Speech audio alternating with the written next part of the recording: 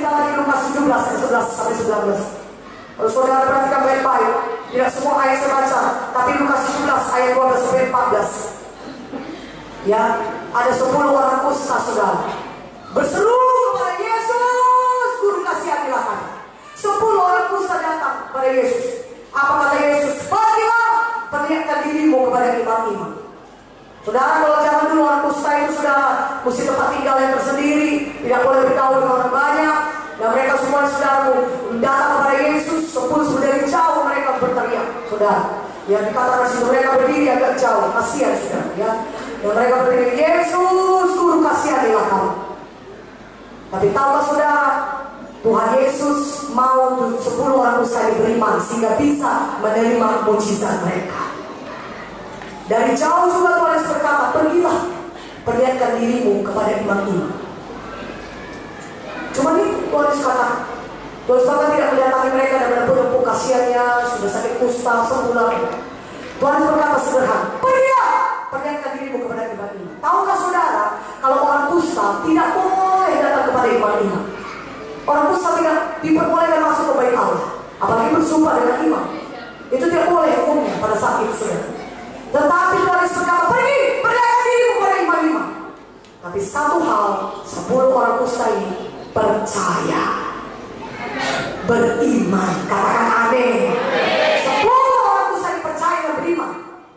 Kata Tuhan Yesus, kita pergi perlihatkan diri kepada imam-imam, pergilah kita.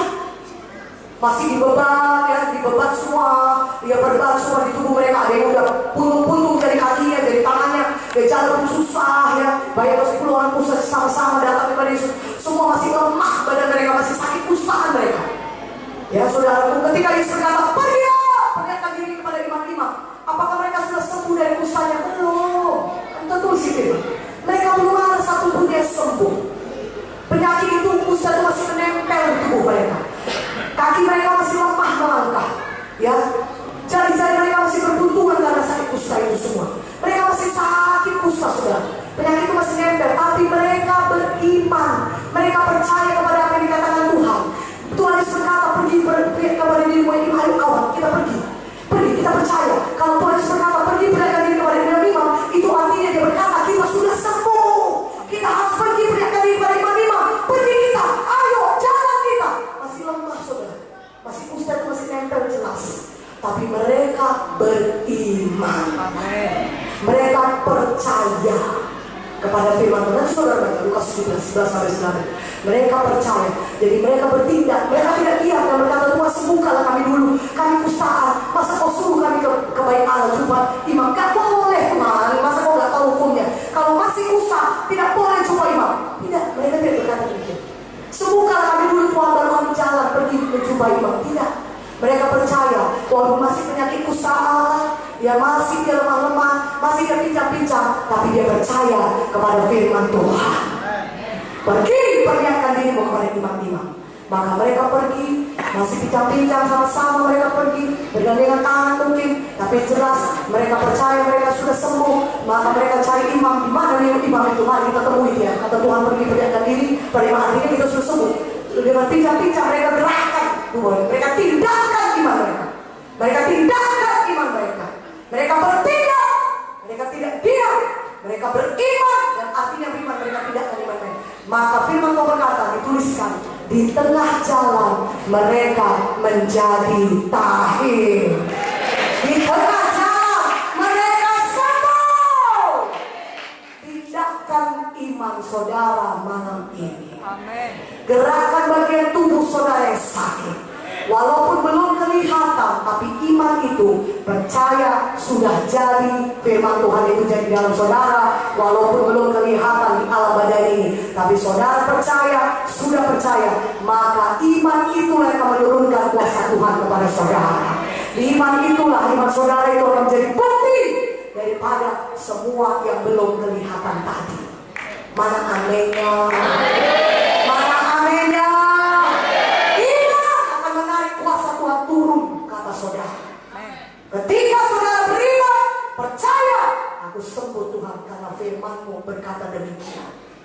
Saudara masih merasa sakit ya, tapi saudara jangan ucapkan sakit saudara, ucapkan firman Tuhan. Karena Markus 5 itu banyak cerita saudara. Tadi Ibu Jo sudah bercerita, wanita sakit 12 tahun berdarah, dia ucapkan iman. Dia berkata, asal ucapkan saja jubahnya aku sembuh. Asal ucapkan saja jubahnya aku sembuh. Asal ucapkan saja jubah Yesus aku sembuh.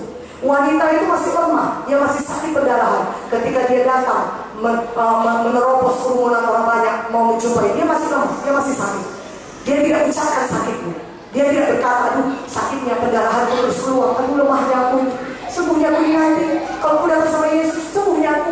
Aduh kok lemah kali rasanya.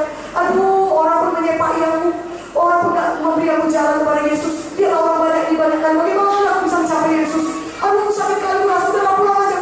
Wanita itu tidak mengucapkan kondisinya, situasinya. Dia tidak mengucapkan yang negatif, dia tidak mengucapkan sakitnya. Jelas sakitnya masih ada, dia masih sakit. Bahkan 12 tahun dia sudah sakit pendarahan itu. Dia masih pendarahan, dia masih lemah, dia masih lemas. Tapi dia tidak mengucapkan yang negatif. Apa yang diucapkan? Imannya. Dia berkata, asal ucapkan saja jubah Yesus, aku sembuh. Asal ucapkan saja jubah Yesus, aku sembuh. Asal ucapkan saja jubah Yesus, aku sembuh. Haleluya. Dan tidak ucapkan kelemahannya, dia tidak ucapkan sakitnya, dia ucapkan imannya, dia ucapkan firman Tuhan, maka dia bisa menerima mujizat Tuhan. Amin. Mana amin ya? Dari gua amin ya. Katakan amin. Katakan saudara, katakan saya percaya Tuhan kepada apa yang dikatakan oleh firman-Mu. Kalau firman-Mu berkata, oleh tidur Yesus, saya sembuh, saya bebas, maka saya bisa sembuh dan bebas. Malam ini, saya beriman, saya terima mujizat saya di dalam nama Yesus. Dan malam ini saudaraku, di tempat duduk saudara-saudara bisa ucapkan pelan-pelan, saya percaya oleh tidur Yesus saya sembuh. Kanker ini lenyap keluar dari tubuhku dalam nama Yesus. Tumor ini lenyap keluar dari tubuhku dalam nama Yesus. Kelumpuhan ini pergi keluar di dalam nama Yesus. Saya percaya oleh tidur Yesus, saya sembuh, saya sembuh, saya sembuh. Katakan haleluya. Iman harus ditinggalkan. Karena itu saudara buka mulut saudara, ucapkan firman Tuhan. Itu salah satu tindakan iman.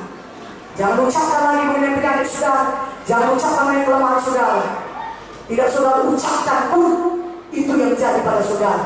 Karena hidup mati dikuasai lidah. Ya, dikuasai lidah. Saudara mau sembuh, lidah saudara ucapkanlah kesembuhan. Tapi kalau saudara mau kalah, ucapkanlah terus kekalahan. Saudara mau hidup saudara tidak berhasil, ucapkanlah terus saya tidak berhasil. Berkata jangan, dalam nama Yesus jangan. Hidup mati dikuasai lidah. Mari kita pilih, ucapkan firman Tuhan.